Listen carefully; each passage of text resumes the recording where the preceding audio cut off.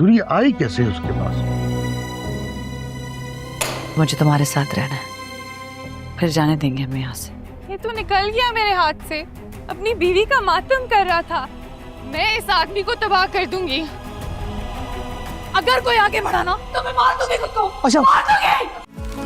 आपकी इज्जत की अगली किस्त में क्या होने वाला है? जी हाँ, ये किस्त बहुत दिलचस्प होने वाली है। जैसा कि आप लोग ने देखा प्रोमोज में, तो मेरी प्रेडिक्शन के मुताबिक सबसे अहम बात यह है कि बीना के पास मौजूद जायदाद और जेवरात कहाँ हैं।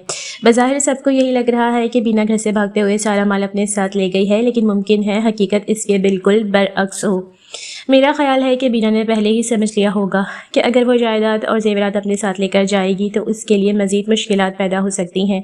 इसलिए उसने शायद तिजोरी से पैसे और जेवरात निकाल कर घर ही में किसी महफूज जगह पर छुपा दिए हों। ताबिश को जब घर में ये चीज़ें नहीं मिली तो उसे यही लगा कि बीना सब कुछ लेकर बहराम के साथ फ़रार हो गई है, जबकि हकीकत में माल अभी भी उसी घर में मौजूद हो सकता है। दूसरी तरफ पुलिस स्टेशन में बहराम जब बीना से जायदाद के बारे में पूछेगा तो बीना साफ कह देगी कि वो कुछ भी लेकर नहीं आई। बहराम उसे झूठ समझेगा और गुस्से में उस पर दबाव डालेगा, लेकिन यहाँ बीना की बात पुलिस भी सुन रही होगी। इससे पुलिस को भी अंदाज़ा हो जाएगा कि जायदाद का मामला इतना सीधा नहीं जितना बहराम समझ रहा है। और फिर सबसे बड़ा मोड़ ताबिश के पुलिस स्टेशन पहुंचने पर आएगा। ताबिश अपनी बीवी से मिलना चाहेगा, लेकिन पुलिस उसे बताएगी कि बीना उससे मिलने से इनकार कर रही है। बीना भी शदीद गुस्से और खौफ की हालत में साफ कह देगी कि उसे मजबूर ना किया जाए कि वो ताबिश से मुलाकात करे। यहाँ ताबिश के लिए सूरत हाल मज़ीद उलझ जाएंगी, क्योंकि एक तरफ से लग रहा होगा कि उसकी बीवी ने उसे धोखा दिया, जबकि दूसरी तरफ बीना का रवैया शायद उसे सोचने पर मजबूर कर देगा कि आखिर वो ताबिश से इतना क्यों दूर भाग रही है।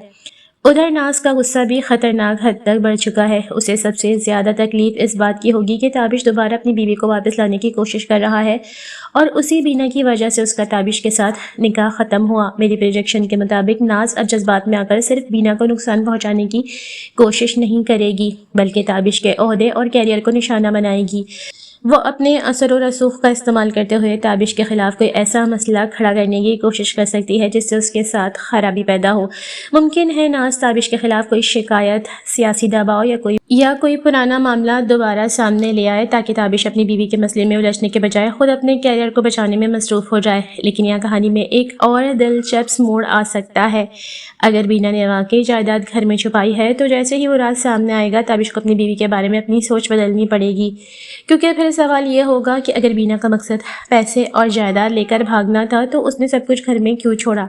और यही राज बहराम के लिए भी बहुत बड़ा मसला बन सकता है, क्योंकि अगर उसे मालूम हो गया कि बीना के पास जायदाद नहीं है तो मुमकिन है वो बीना पर मज़ीद दबाव डाले। दूसरी तरफ पुलिस पहले ही उसकी गुफ्तगू सुन चुकी है, इसलिए बहराम की अपनी चालें भी उसके खिलाफ जा चुकी हैं।